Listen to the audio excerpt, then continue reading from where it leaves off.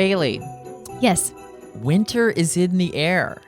And, it's the time of year that people like to gather around the fire and tell stories. Okay. Wouldn't you agree? Sure. What are some of your favorite stories? Some of my favorite stories. Yes. Frozen. Okay. What about that story makes it a good story? Where do I begin, Heath? First of all, it's Disney's first movie that really breaks the stereotypes, right? You think, oh, Anna's going to fall in love with this handsome prince, and then we don't really know what this Elsa girl is doing. She's running off and she's doing these things. And then the movie turns out to be about the act of true love is between two sisters, okay? Two sisters. It's not a man and a woman. They don't get... And then freaking my queen is like, you can't marry a man you just met, contradicting all the other Disney movies that have ever been, which is fine because this is friggin' 2019, almost 2020. Well, back then when it came out, it was 2013, but you get the picture. It's the 21st century. To have two sisters be the relationship that grows as the focal point of the film did subvert our expectations at the time. Yes, you summarized that very nicely. I did not. So I will agree, yeah, Frozen was a great story. Mm-hmm. I have a story for you today. Okay. It starts with a guy named Joseph Campbell. This was back in 1949. He grew up a Catholic, and so he was familiar with these stories of Christ from his church going. But he was fascinated by the stories of Native Americans, and he sort of made it his life's work recounting the mythology of the Native Americans because he was so amazed how a civilization that predated Christ could still develop its own stories that were similar. And so that's where he came up with the monomyth, in which he broke down what stories had. It wasn't necessarily like how to write a screenplay, because this was back in like 49. Cut to Christopher Vogler, who you might be familiar with. He was also fascinated with stories, and he went to work at a little company called Disney, and he worked on The Lion King as a story consultant. And he sent, during his time at the company, he sent a memo detailing how stories ought to be structured. So I was a little curious to see if I could accurately apply the hero circle to some of my favorite films. Let's start with a film that lots of people know. Let's start with Forrest Gump. You know the story of Forrest Gump, right, Bailey? Mm-hmm. Okay, so I'm going to walk you through what the hero's circle is. It starts with your character in the ordinary world. You are Forrest Gump, a below average IQ Alabama boy. Your call to action, because that's stage 2 is call to action. They need something. That's when he meets Jenny and he falls in love with her immediately. And so he has his drive. He wants to be with her. Crossing the threshold, which is stage 3, is like what causes him to leave Alabama. He wants to be with Jenny. He gets a football scholarship because he can run so fast, but he needs to go serve in the military just because of the times. And then is stage 4, search, which is also called the Road of Trials, in which the bulk of the movie happens. He goes to Vietnam and he meets Lieutenant Dan. He buys a shrimping boat and he only runs into Jenny like a little bit during like the hippie thing back in like the Washington Monument. But he's still searching for Jenny until he finds her in stage 5, Meeting of the Goddess. That's a more mythological phrase, but it basically means that you find what you were looking for in stage 2 in the form of Jenny coming to Alabama, and he finally asks her to marry him. She says no, and she leaves the next morning. That rejection is paying the ultimate price, stage 6, in which Heartbroken, he then runs across America for the next 3 years. And I totally forgot it was like 3 years. The next stage 7, we come back to a world that we're familiar with. So Jenny writes Forrest and tells him to come visit her. And that's why he's sitting at the park bench and stuff. This is where she introduces him to Forrest Jr., and she informs him that she is dying of what we know to be HIV. He now has like a new purpose of taking care of Forrest Jr. And then that brings us all the way to the last stage, stage 8, Master of Both Worlds. This is also called, in Dan Harmon's version, you return having changed. So the change is Forrest having gone through the momentous events of the decades he lives through. He now has what he needs in the form of having married Jenny and is equipped to raise Forrest Jr. all by himself and carry with him the memory of Jenny. And so that's Forrest Gump. You feel like you understand the basics of the hero's circle? Yeah, I think so. Okay. Well, let's put that to the test. I have another story that you might be familiar with right here. Can you guess what story this is? Frozen. Actually, no. It's Legally Blonde. Oh. That's why it's pink. Oh, okay. So, Bailey, elaborate for us. Define the moments as they appear on this hero circle for Legally Blonde. Okay. All right. So the first one, introduction in the ordinary world. We meet Elle Woods, right? She is president of the Delta Nu sorority. She is that classic Malibu, California girl, loves pink, girliest girl ever. She is all girl. She's all pink. She's blonde. She's beautiful. What is her call to action? Well, she's dating Warner. She believes that Warner is going to propose to her, right? Right. He does not, and he actually wants to break up. And all of a sudden, she makes this realization, my call to action is to go to law school, where he is going, and win him back with my smarts. Right. She needs to be treated seriously. She needs to be treated seriously because he is looking for like a Kennedy woman is what he describes. Correct? Yes. All right. Like it. Crossing the threshold. Describe this one to me again. This is the go moment where she is entering the world that is unfamiliar to her. All right. So she's getting into Harvard Law School. Yeah. And she meets Professor Callahan. Yeah. Elle is accepted into Harvard Law's humiliated first day of class. Yeah. Yep. And then she gets a realization of, whoa, this is what like law school is like. It's not just going to be easy breezy. I can dance my way into Harvard and, take notes on a little fluffy notepad and yeah. Right. Okay.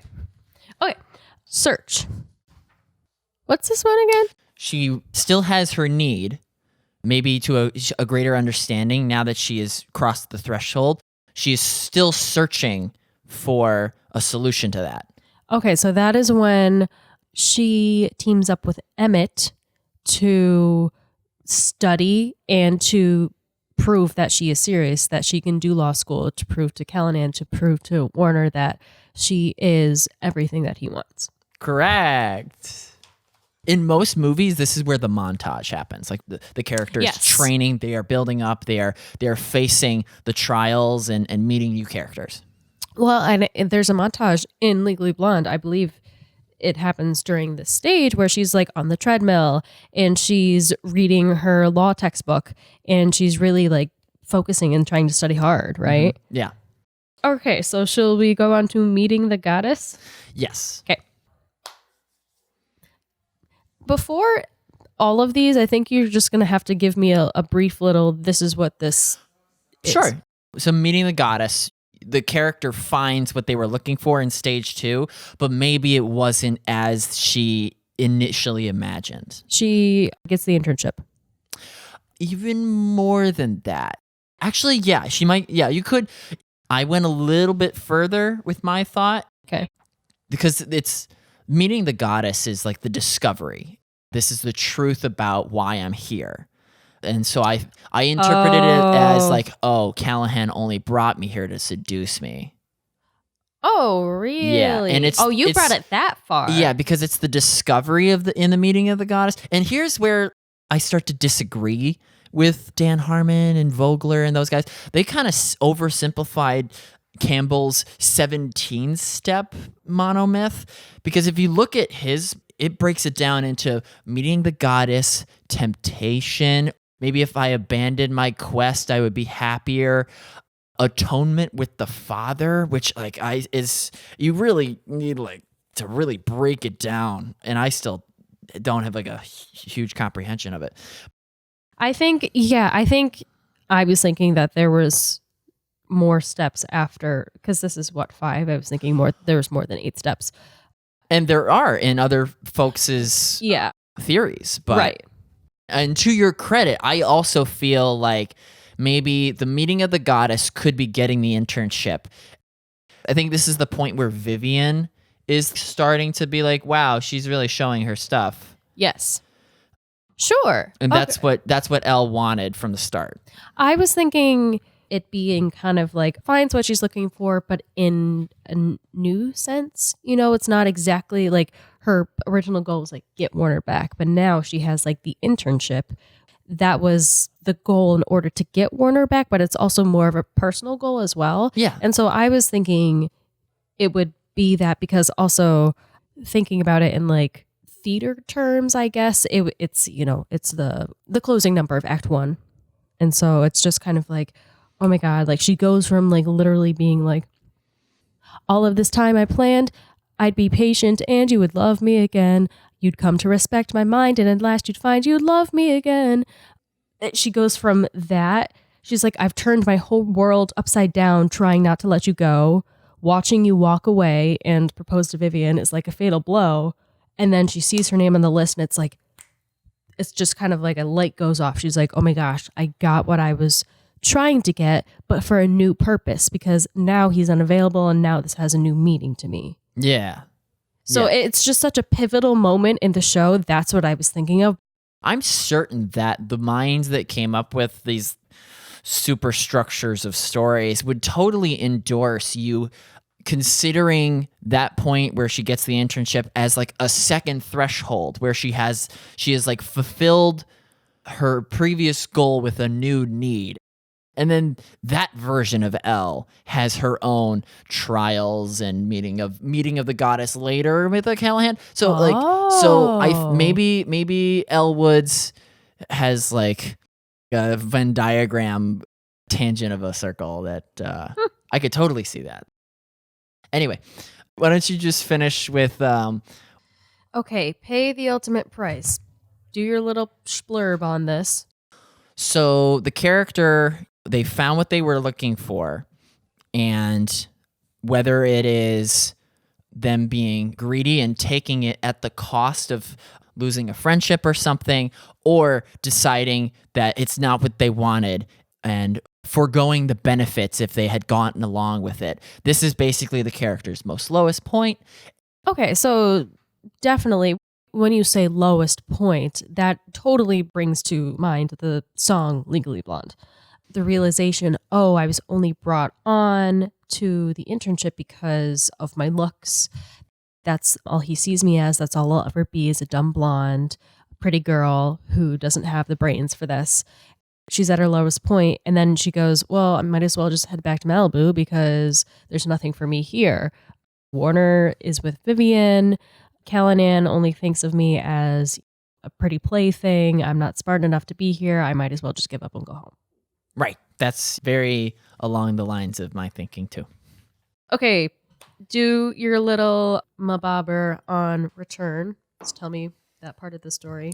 Well, Return, if we're talking like a Hercules kind of tale, this is after they might have been defeated by the villain once, but they like still like seize the sword, and then they are on the road back to, the castle that might have been taken over by the villain. The hero is re-entering the world that is familiar and gearing up for their resurrection. If you want to talk about. All right, I'm going to stop you there because I know exactly what's happening. So she freaking walks into the beauty salon and she's like, Paulette, I'm going home, blah, blah, blah, blah, blah.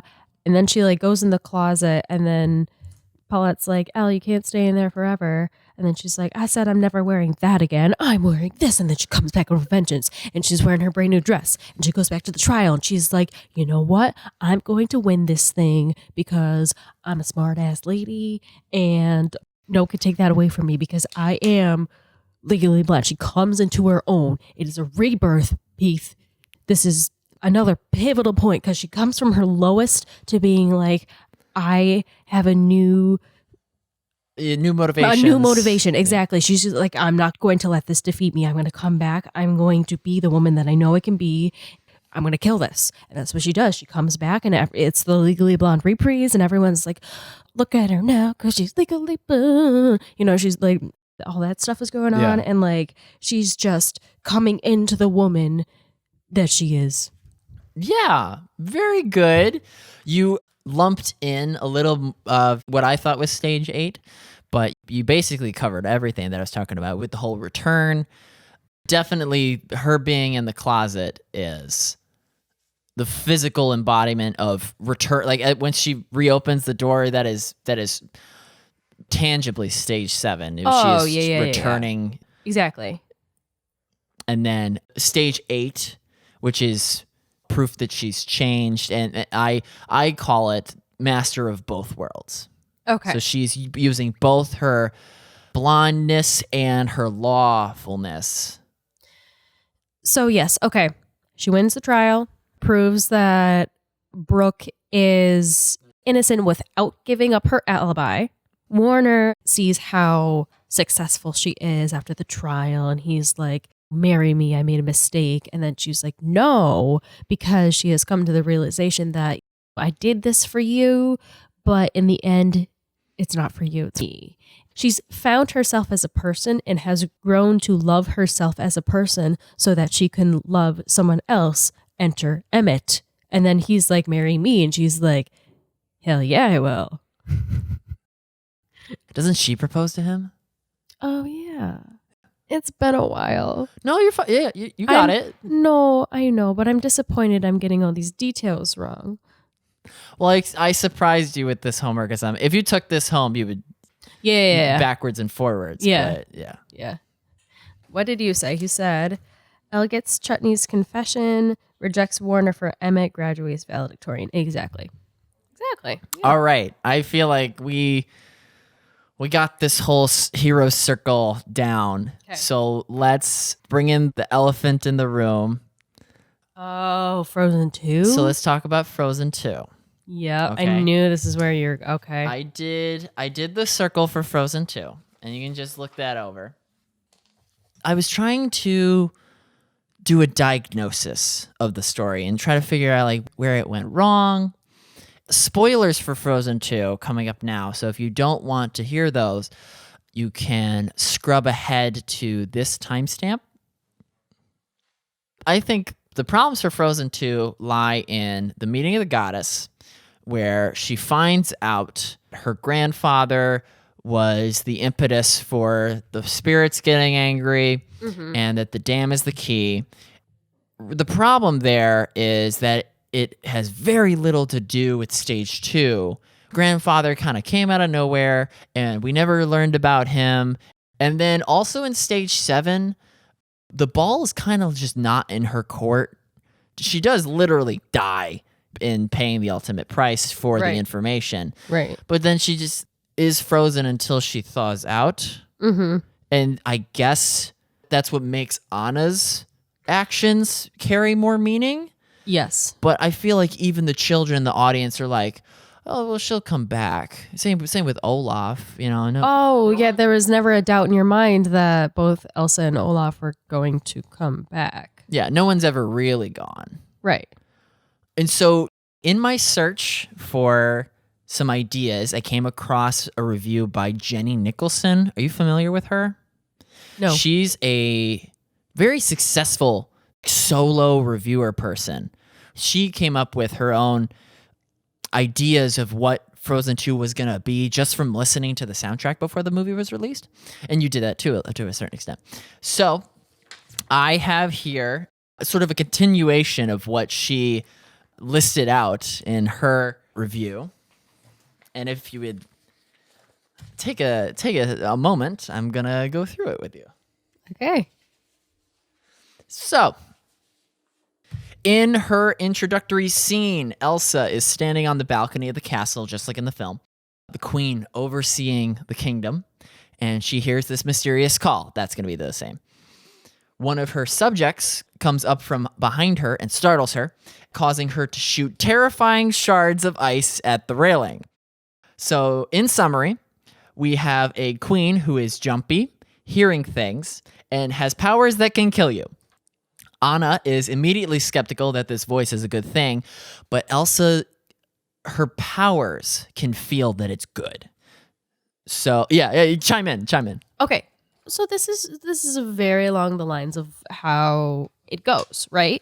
Because she is standing on the balcony. She's overlooking the kingdom when, this staff member comes up and is like, Elsa, and then, she is startled, and then she does, freeze her hands to the railing or whatever, right?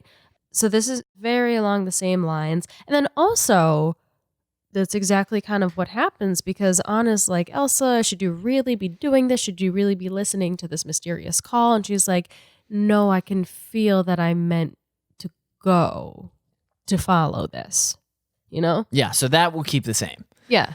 So she chooses to trust her gifts over Anna's intuition. Elsa sets off with Anna, Kristoff, and Olaf. But this time, Arendelle is fine. The citizens are not magically evicted by the spirits.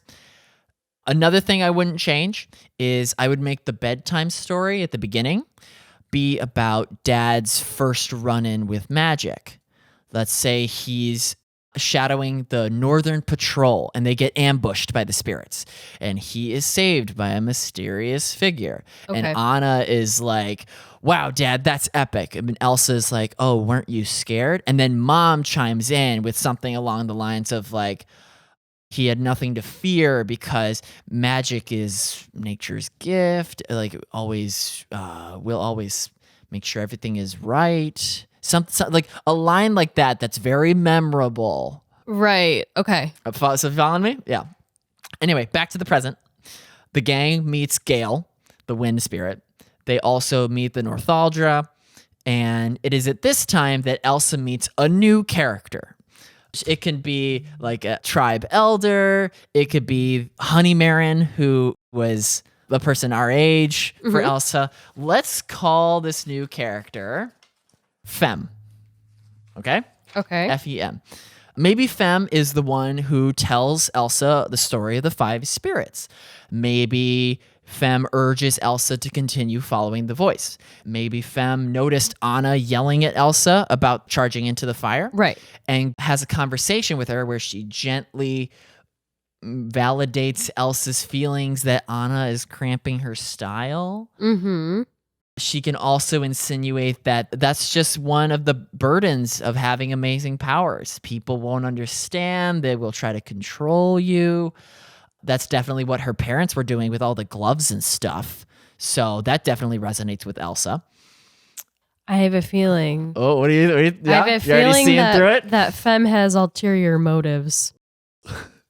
I don't know, Fem is great, but then, I feel like you're trying to insinuate almost that Fem is trying to turn her against Anna. I don't know what you're talking about.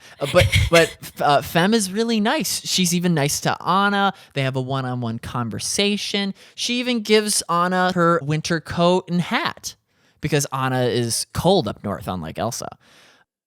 Later, Elsa wants to cross the dangerous ocean to reach the voice that's calling her in that direction. Yes. And Anna wants to stop her. Elsa ultimately sends Anna away in the ice canoe like we see in the film.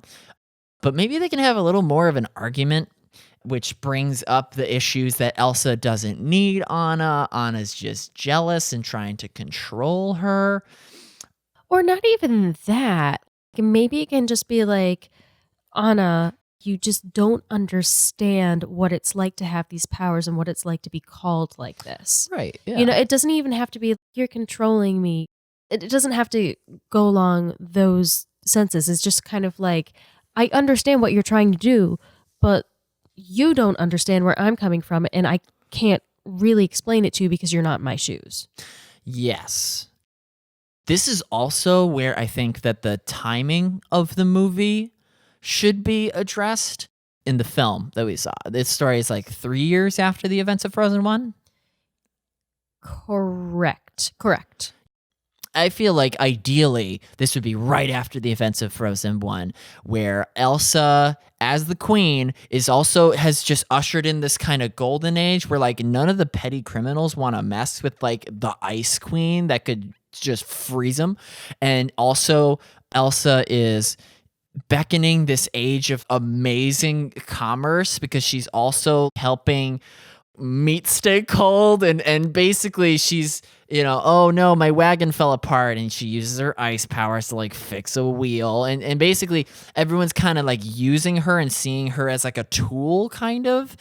And then she's like really like, gosh, I wish I could meet someone that is like me and I can find out more about myself. And all the trolls can say is like, you gotta seek the spirits and stuff. And that's maybe what is also pushing her in addition to the mysterious voice. Okay.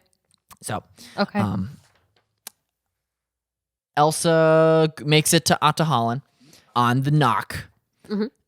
We get the same song, the same emotional high point. Yes. With Show Yourself. Elsa's got tears in her eyes. What do we find in Atahalan? It's Fem. Fem has been waiting in the ice cave and says this was a test. This water horse could only have been tamed by the true elemental spirit of water. Fem tells Elsa that she must be the spirit of water and that she is the fifth spirit. Oh. It is her job to find all the spirits and tell them what needs to be done to maintain the balance of nature and the universe. And now that Elsa's here, she can help Fem unite all the spirits. Basically, Fem is telling Elsa that she's going to be her boss, but Elsa is still riding the high of her beautiful musical number and is like, awesome, I finally found my place and my purpose. This is great. I love this. Cut to Anna, who is still riding the ice canoe in a network of dark caves. And she's sad from her argument with Elsa and not knowing how to get out of this maze. She sees a light at the end of the tunnel, and she's like, oh, that must be the way out. She paddles toward it. But it's not the way out. Surprise, it's Bruni, the fire lizard. And she sees Anna and goes ballistic and starts shooting fire at her, melts the ice canoe. Anna, trying to get away, trips and falls, and her hat falls off. Bruni stops trying to attack and investigates the hat. And then Anna thinks for a minute and realizes, and it clicks. And she says to Bruni, oh, you were scared of me because I'm dressed like Fem. And you thought I was her because you're a dumb lizard and you don't know clothes. And then she realizes that Fem is bad. There's something off about that girl, but she doesn't know what. Anna befriends Bruni, who helps lead her out of the cave. Now she's got to find Elsa to warn her about that girl. And the first person that Anna sees back at the camp is Fem. So Anna's on edge. Bruni's on edge. He's hiding in Anna's satchel. Elsa walks up in her glamorous new white dress and blown out hair and complete inability to read the room because Anna is still very angry for being pushed down the hill in the ice canoe, especially since Elsa does not appear apologetic about it at all. Mm-hmm. But she is focused on telling Elsa about her findings. And it is this point where Fem sees Bruni and turns to Elsa and basically goes, you found the fire spirit. Great. I've been looking all over for him. Elsa, we need that little lizard to bring balance to nature and stuff. And Anna's like, I'm not letting you near it. And basically has an argument with Elsa and says she thinks that Femme is hiding something. And then Elsa's like, of course she was hiding something. She's the fifth spirit.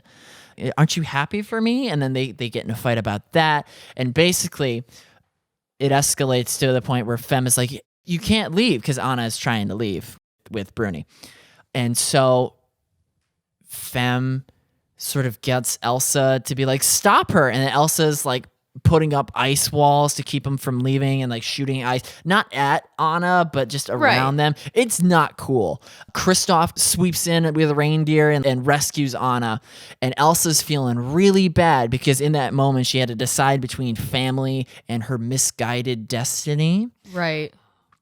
And she's also starting to feel that this might not be the way. And I should mention, back in Holland, Femme is like, come, we need to go find the spirits. And Elsa is following Femme.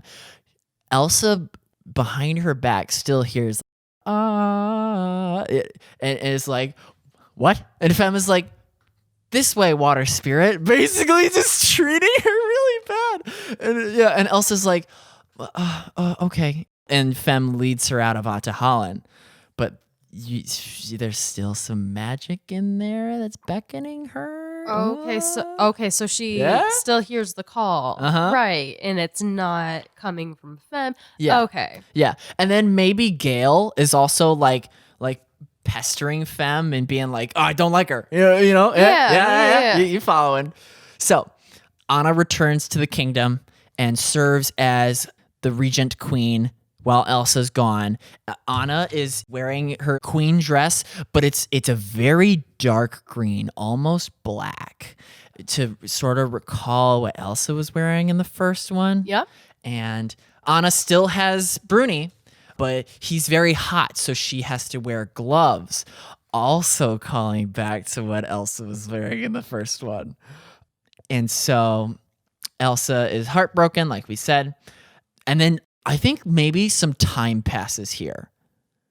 Basically, Femme is ordering Elsa to do all these things, like control the earth spirits into building this rock castle, this like rocky this Northuldra kingdom, basically just build up the infrastructure with the help of those rock giants. And so when Elsa's doing this, the trolls show up because they're also made of rock. So they're like, they could feel it in the earth's consciousness. And they're like, Elsa, what are you doing? And she's like, oh, guess what? I'm the water spirit and I'm helping the fifth spirit. And Pabby's like, Elsa, I don't think no, this doesn't make sense. And so Elsa is like, and then she's still hearing the mysterious voice, like in Holland, go like, come on, get over here. Yeah. And Elsa's like, also, I should probably talk to Anna. And Femme is like, no, just stick around here. We gotta put another spire on that rock castle. And it's basically like, with Pabby's help, she's basically like, if you're the fifth spirit, then you ought to be able to do such and such. And Femme is like, well, I'm not, the nature balance is not ready yet. And so basically Femme, in an effort to try to persuade Elsa, says something like, Elsa, you gotta trust me. Magic is the ba-ba-da-ba-ba. And it's the same quote that Elsa's mom told her from the very first thing. Mm-hmm. And Elsa's like, my mom used to always tell me that. How do you know that? What do you know? Who are you? And basically Femme's like, and then Elsa kind of goes on a rampage in the Northuldra camp and finds Femme's tent and finds like the scroll that was in Elsa's parents' ship that they find. And it's like, how do you have this? And basically Femme is outed, and it's like, I was exploring and I found this ship and I found the scroll in there. And then I also found like this really, you know how like in the film, it's like there's always a compartment on the ship that's sealed away. Yeah. I basically just want to expand on that. When Anna and Elsa find the ship in this one, they're like, oh, the escape boat is missing. Oh, maybe they got away, But truthfully, Femme is the one that found the rowboat that was like part of the ship, and it's very well crafted, so it was preserved despite the wreckage.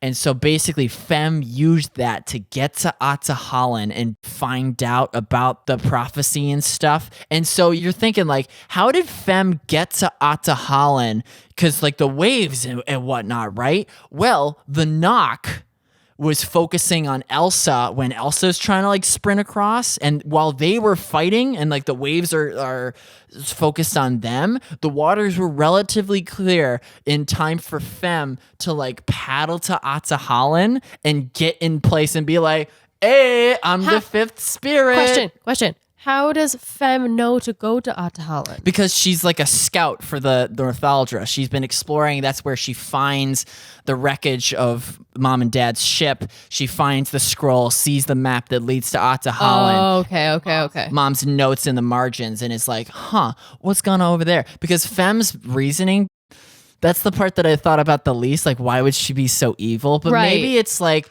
all these Arendelians, they gotta be like, they're like these royal, and maybe it's like the economic boon that Elsa has, and like everyone's flocking to Arendelle because it's this magical place. And maybe the Northaldra, like, because the dam is still there. I deleted the grandfather, but I kept the dam, if you can believe that. Okay. So maybe Fem is spiteful of Arendelians because she basically has to live as this indigenous person, and like they felt used. So she wanted a castle of her own, and that's why she manipulated Elsa into building like this rock kingdom. It's like not elegant either because they're dumb rock men, but basically that's what Fem wanted. And so Elsa just rides the water horse back to Atahalan, is like, what was back there? And the voice is like, yeah, you're doing it. Come on back.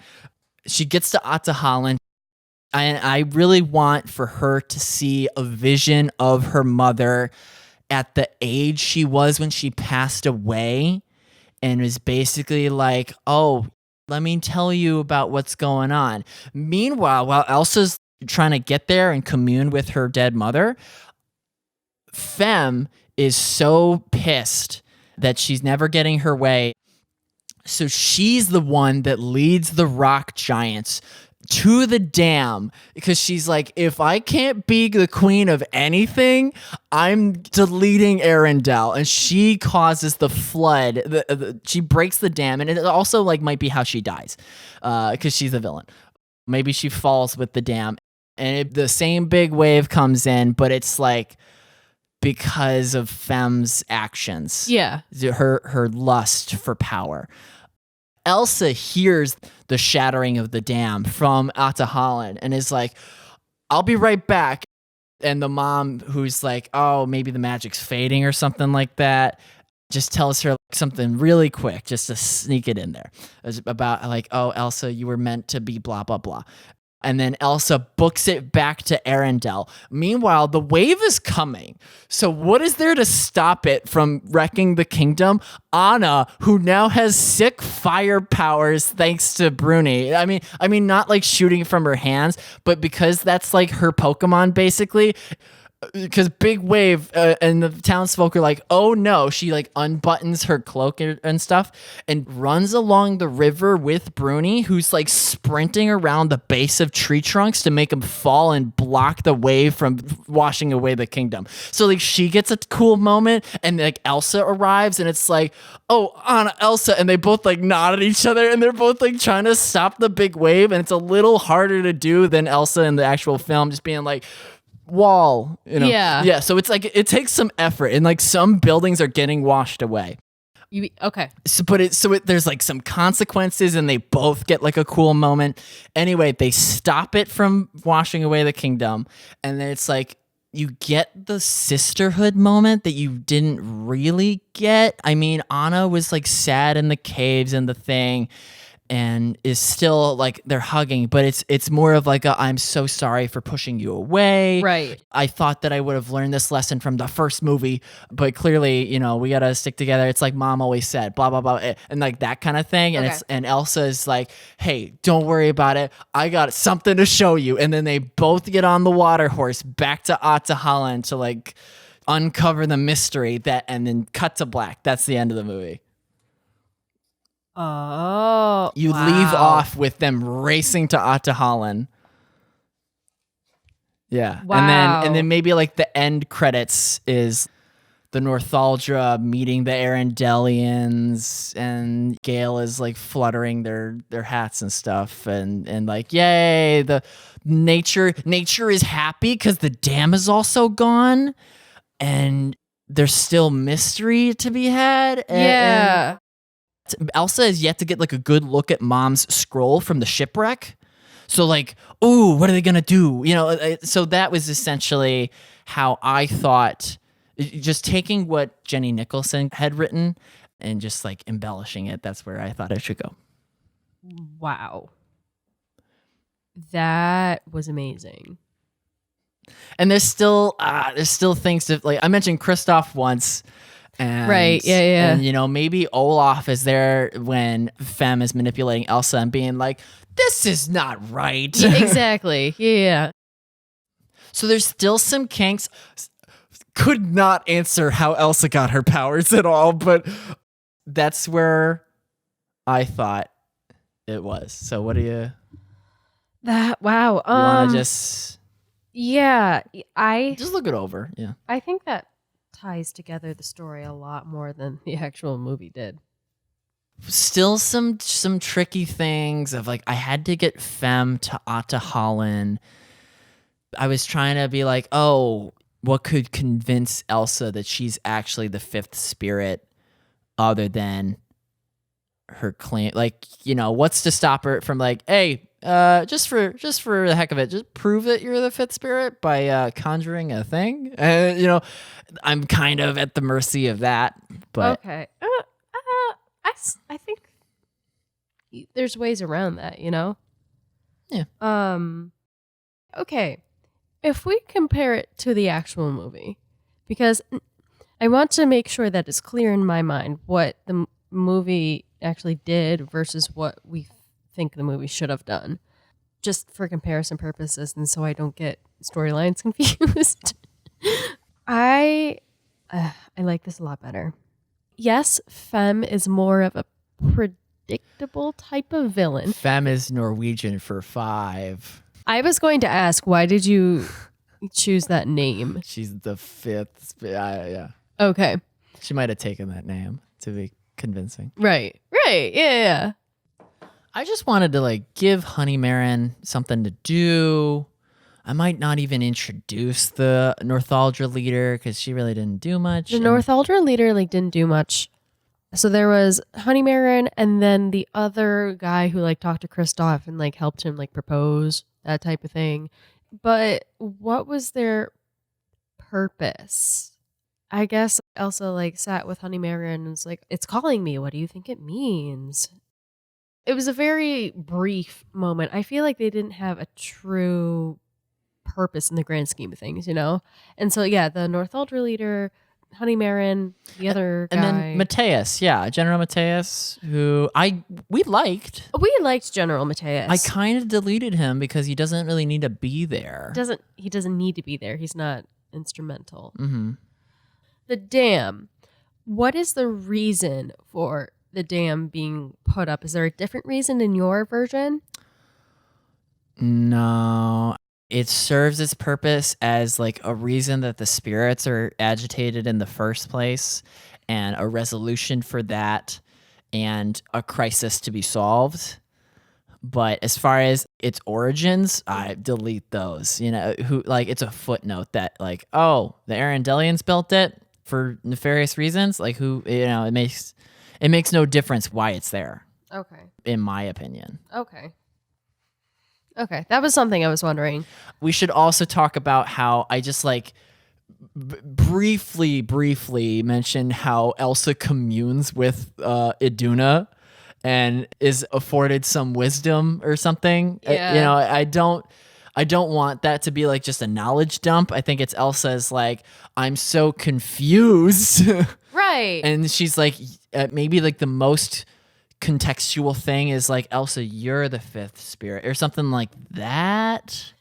So in your version, is Elsa the fifth spirit? Elsa's the fifth spirit. I mean, I wanted, because also when you're watching the real film, it's like, oh, there's a water spirit, but Elsa's got ice powers, but she also controlled water in the first movie. So why isn't she the water spirit? Oh, because she has to be the fifth spirit. So I kind of wanted her getting fooled into thinking she's water to be like, oh, that makes sense. And then like, oh, but she's actually the fifth spirit. So it kind of satisfied both without being, it was like, you're both right. No, I totally agree. This is kind of going off track a little bit, but by being the fifth spirit, in the movie, I wished there was a little bit more diversity in her powers. I mean, yes, there was the whole water has memory, but it's water. And so, yeah, she's manipulating water, which is, Liquid ice is a form of water. So if she's truly the fifth spirit, shouldn't she manifest all the powers? And then you're like, oh, is Elsa the avatar? But why would you do that to her character? By being the fifth spirit, I wish there was a true, like, this is what the fifth spirit means, because like when we're like, oh, Elsa, you are the fifth spirit, what does that really mean? Did we get an answer for that? No, because you can't give Elsa fire powers. That's like a total rewrite. Yeah. And it would kind of ruin, like Hans Christian Andersen would roll in his grave. Oh, no. Oh, yeah. Okay. If Elsa's suddenly summoning like big boulders and then she lights them on fire and then she uses wind to throw them. And it's like the Fantastic Four versus the Silver Surfer. Did you see that movie? I have no context for this. Well, you know how there's the Invisible Woman, Human Torch, Mr. Fantastic, who's got the elastic powers. And then are we talking about the SpongeBob remake of this where it's Elastigirl and the Quickster and Volcano Man? Because I know that version. You want to see me do it again?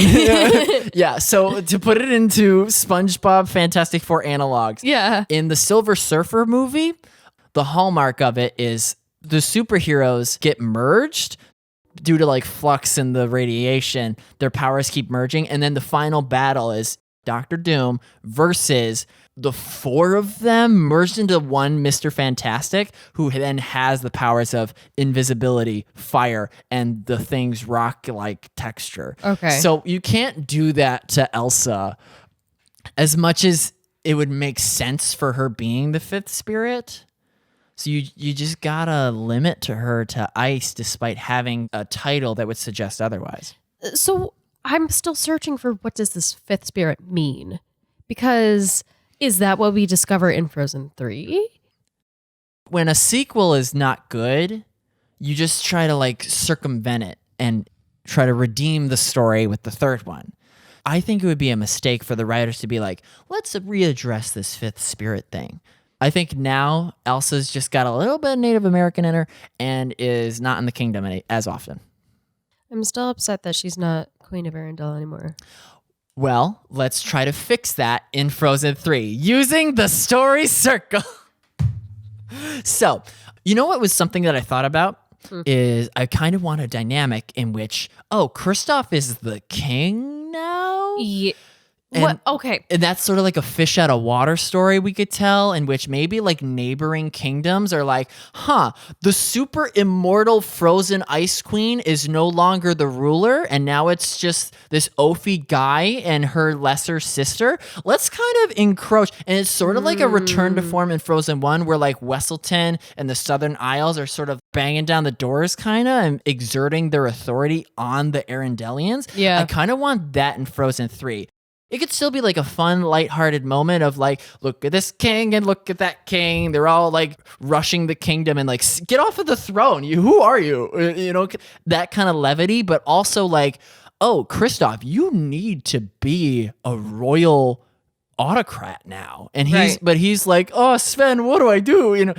And then by the end of the arc, he's sort of adopted some righteousness. And then Anna, who I really wish that Bruni was like her thing, because that's that end moment of my film where they're both trying to stop the wave is so cool in my mind. I know they need a definite sister moment, because I mean, yeah, I mean maybe they had some like brief ones in the movie, but like that would make a lot of sense to me if they had a final Thanos versus Avengers type of thing. But it's them.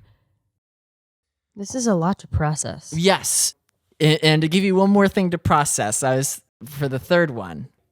So Elsa is frolicking in the forest on her horse, and we need to give her something to do because it can't be as simple as like, oh, the neighboring kingdoms are causing us problems. That's like Anna's job now. Yeah. I wanted Elsa to, because like Atta Holland is still there.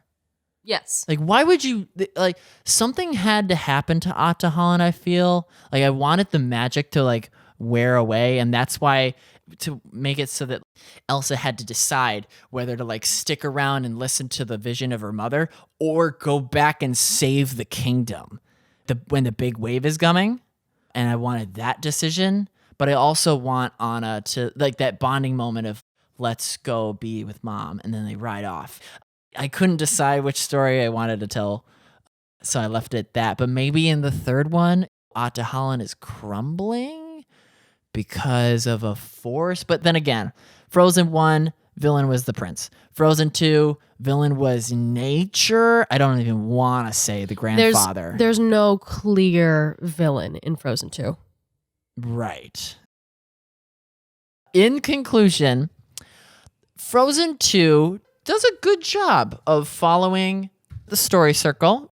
And the writers of Frozen 2, they have so many funny moments, like Olaf recapping the events. I love Olaf. And Lost in the Woods being the best song. Mm-hmm. And it's just like a couple things you just need to tweak. In my rewrite, the dam is like the key, and then Atta Holland is still there. I don't try to fix the origin story for Elsa's powers. I can't really give the Northuldra like a super amazing purpose other than Fem's manipulation. But I think Frozen 2 is not the end of the world. And I think in Frozen 3, there's a lot of things that you could do.